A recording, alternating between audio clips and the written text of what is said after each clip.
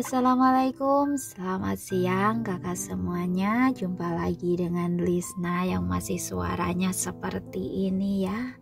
Saya berharap setiap hari membacakan novel ini dan sambil teriak-teriak suara saya cepat pulih ya, cepat normal seperti semula. Tapi ya kadang begini ya, ada seraknya, kadang terasa gatal dan tiba-tiba batuk nggak ada hentinya gitu ya. Dan saya berharap cepat pulih karena emang sungguh menyiksa. Amin, amin ya robbal alamin. Oke, ceritanya akan saya lanjutkan di cerita sebelumnya. Gary melarikan diri dari rumah karena beberapa kali meminta papanya untuk mengantarkannya menemui Tiara, tetapi Nico tidak memenuhi permintaannya. Dan karena dia sebal dan jengkel dengan papanya, akhirnya dia melarikan diri dari rumah dan menemui Tiara sendirian. Oke, gimana cerita selanjutnya? Langsung saja di bab berikutnya. Dan sekarang sudah sampai di bab 9 ya. Tapi di video saya masih di bab 5. Karena seperti biasa, beberapa bab akan saya jadikan satu. Oke, langsung saja ke ceritanya. Selamat mendengarkan. Sementara itu di kantor grup Samuel, Nico sedang rapat ketika Andi menelponnya. Saat dia mendengar kalau Gary menghilang, dia segera beranjak dari kursinya dan berjalan keluar dengan ekspresi wajah yang dingin, lalu berkata sambil menggetakkan giginya, "Rapat selesai."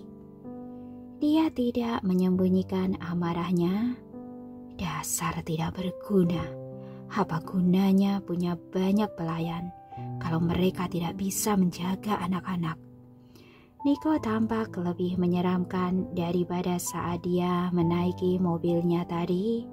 Baru saja dia akan kembali ke rumah, ponselnya tiba-tiba berdering.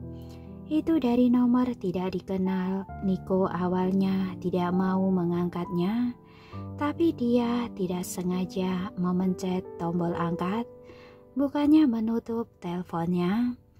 Setelah telepon terhubung, terdengar sebuah suara perempuan yang agak canggung di ujung telepon.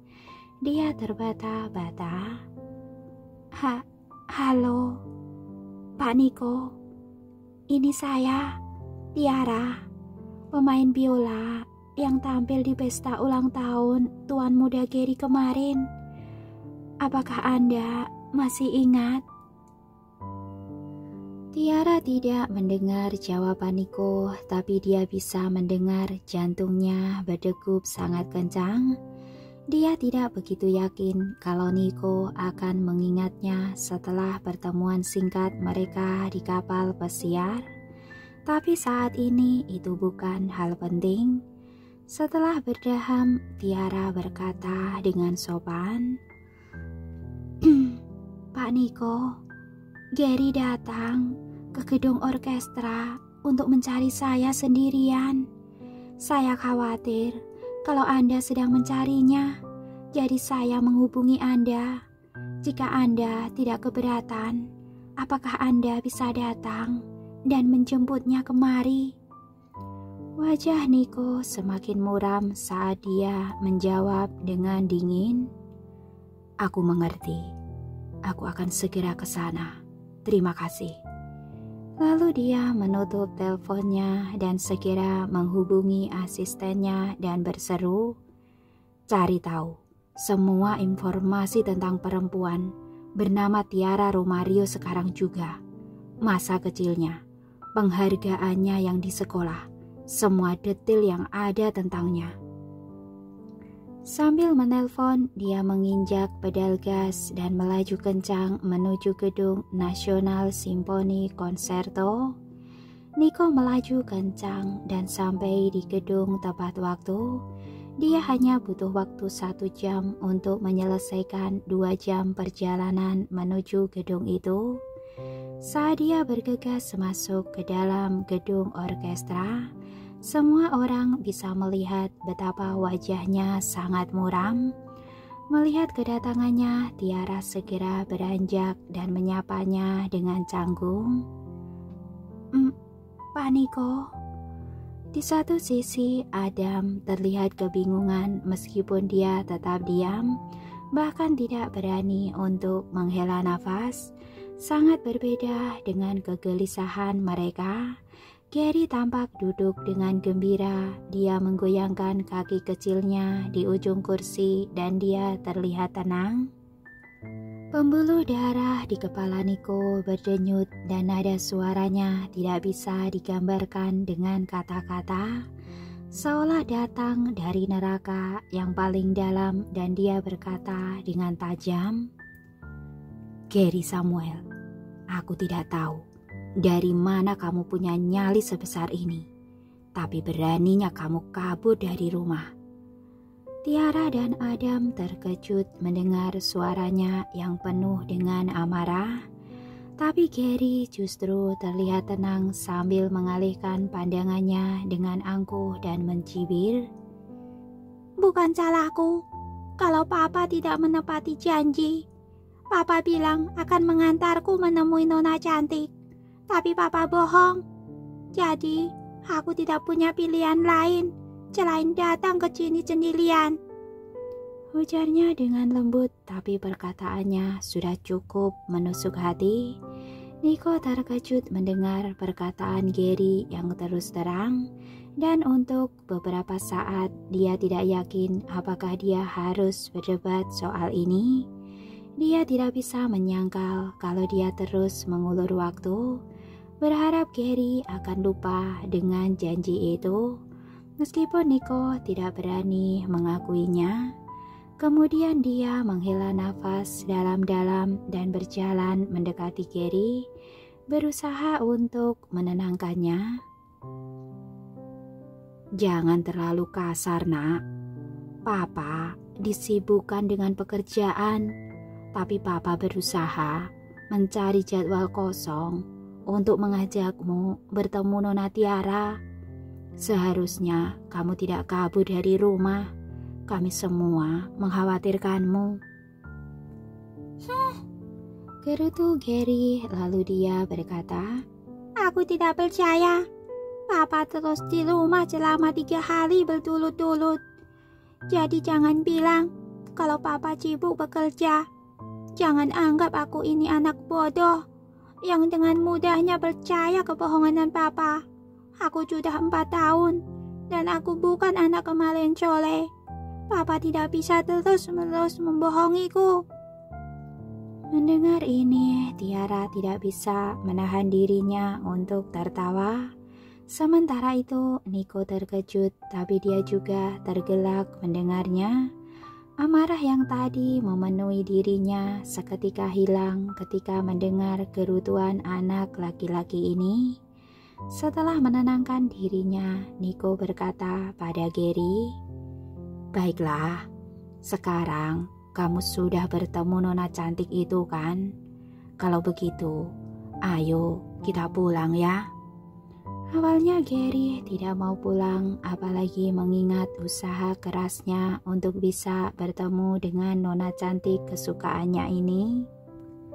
Dia berdiri dan berjalan mendekati Tiara, tapi tersandung dengan kaki kecilnya sendiri. Lalu dia berkata pada ayahnya dan mencibirnya, "Papa bisa pulang sendiri kalau mau, tapi aku masih mau di sini dengan Nona cantik. Aku tidak akan pulang." Setelah berkata seperti itu, dia memeluk kaki Tiara dengan erat, seperti seekor bayi kungkang yang keras kepala. Saat itu Niko menatap Tiara. Tatapan matanya dingin dan muram, mengingatkannya pada musim salju yang tandus. Tapi sekilas terlihat rasa ingin tahu di balik matanya. Tiara terkejut dan wajahnya sedikit memerah. Tahu kalau Gary sedang merengek, dia mengikuti Nico dan berusaha untuk membujuknya. Sayang, aku tidak tahu kalau kamu sangat menyukaiku dan aku tersanjung mendengarnya. Tapi bukan seperti ini caranya. Apalagi aku masih harus bekerja. Benar kan Pak Adam? Ujar Tiara sambil menatap Adam. Adam tidak tahu apa yang sedang terjadi saat itu, tapi dia mengiyakan perkataan Tiara dengan ragu-ragu. Oh, iya betul, Tuan Muda Gary. Hari ini Tiara sangat sibuk dan dia tidak bisa menemanimu. Kecewa mendengarnya, Gary menundukkan kepalanya sambil bergumam. Oh, baiklah. Tapi dia masih belum benar-benar menyerah. Dia menggigit bibirnya lalu menatap Tiara dengan mata yang berbinar dan bertanya dengan lembut. Kalau begitu, kita bisa makan siang bersama. Nona cantik, bagaimana? Itu Tiara berusaha mencari-cari alasan untuk menolak ajakannya, tapi dia tidak tega menolak anak laki-laki yang menatapnya penuh rasa sedih itu. Lalu dia tidak sengaja melihat wajah Nico yang dingin dan berpikir, tidak mungkin dia mau. Lalu dia menghela nafas dan berkata dengan tegas, sepertinya tidak bisa sayang. Mendengar ini, Gary berkaca-kaca dan matanya memerah saat air matanya mulai menggenang. Bibir merah mudanya gemetar dan sepertinya sebentar lagi dia akan menangis. Hati Tiara berkecamuk dan dia menatap Nico dengan tatapan penuh harap.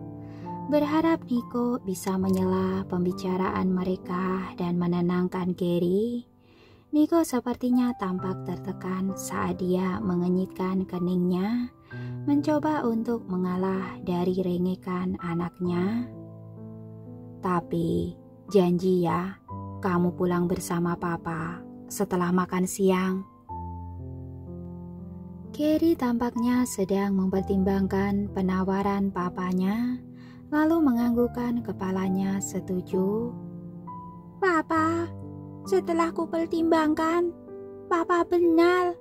Aku tidak bisa terus menempel pada Nona cantik dan mengganggu pekerjaannya kalau dia sedang sibuk. Di sampingnya Tiara tersenyum lebar. Dia pandai berbicara untuk anak seusianya. Bahkan tidak ada yang menyangka kalau dia masih anak-anak. Mendengar tawaran ayahnya untuk makan siang bersama, Gary tersenyum, kesedihan dari matanya menghilang dan berganti dengan rasa senang. Asik, ini berarti aku bisa makan bersamamu, Nona cantik. Bibir Tiara tersenyum simpul saat dia berjongkok untuk menghapus air mata anak laki-laki itu. Saat Tiara melakukan itu, Gary terus melontarkan pertanyaan bertubi-tubi padanya. Salah satunya, Nona cantik, apa kamu biasa bekerja di sini? Bolehkah aku berkeliling di tempat ini? Tanpa menunggu jawaban Tiara, Adam menyela dan berkata, tentu saja boleh, Tuan Muda Gary. Tiara pun juga setuju. Wah, tentu saja kamu bisa berkeliling kalau kamu mau. Aku akan menemanimu berkeliling sebagai pemandumu. Setelah itu, Tiara mengangkat Gary dan menggendongnya sambil mengajaknya berkeliling ke banyak departemen di gedung perusahaan orkestra itu. Meskipun begitu, dia menemani Gary berkeliling dengan tekanan yang besar karena ada Nico yang mengikuti mereka sepanjang waktu. Tiara tahu Nico tidak suka kalau Gary dekat-dekat dengannya, jadi Tiara hanya menggendongnya tanpa memanjakannya. Tapi sepertinya Gary berpikir yang sebaliknya, karena dia bergelayut pada Tiara seperti seekor ikan. Dia melingkarkan satu tangannya di leher Tiara dengan santainya sambil menatap sekeliling penuh rasa penasaran. Dan dia banyak bertanya. Tiara menjawab pertanyaannya dengan sabar. Sudah hampir siang hari ketika mereka selesai berkeliling dan Tiara berpikir sudah waktunya untuk makan siang. Baru saja dia akan mengatakan hal ini, tiba-tiba seorang resepsionis mendekatinya dan berbicara dengan lirih. "Nona Tiara, ada seseorang yang ingin bertemu dengan Anda." Tiara mengangkat alisnya dan merasa bingung. Siapa yang ingin bertemu denganku saat makan siang? Jadi dia menurunkan Gary dan berkata pada Nico dengan sopan, "Tolong tunggu sebentar Pak Nico, saya akan menemui orang tersebut." Lalu dia berjalan menuju meja resepsionis. Tiara tidak menyangka kalau dia akan bertemu dengan saudara tirinya, Sofia, dan ibu tirinya Lasmi saat dia sampai di meja resepsionis.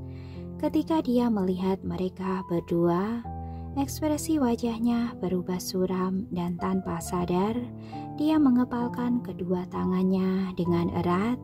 Dia sudah bisa menebak apa yang mereka berdua lakukan di sini. Bahkan sebelum mereka menjelaskannya, mereka pasti datang ke sini karena diminta bayar ganti rugi 12 miliar. Dan ternyata tebakannya benar, mereka berdua datang untuk membicarakan tentang uang ganti rugi 12 miliar itu. Dengan kasar, Lasmi menarik tangan Tiara dan mencengkeramnya sampai kuku-kukunya menancap di tangan Tiara. Lalu dia berteriak kesetanan, "Dasar, aku tidak menyangka kamu adalah orang yang tidak punya hati. Aku tidak percaya kamu menjebak Sophia sampai dia harus membayar 12 miliar untuk biaya ganti rugi, meskipun dia tidak bersalah." Lasmi sudah menghabiskan uangnya agar Sophia bisa naik ke kapal pesiar, berharap dia bisa mengenalkan putrinya pada laki-laki sosialita yang kaya raya dan keluarga yang menjanjikan. Tapi bukannya berhasil mendapatkan itu semua, Sofia justru berakhir dengan membayar ganti rugi sebesar 12 miliar.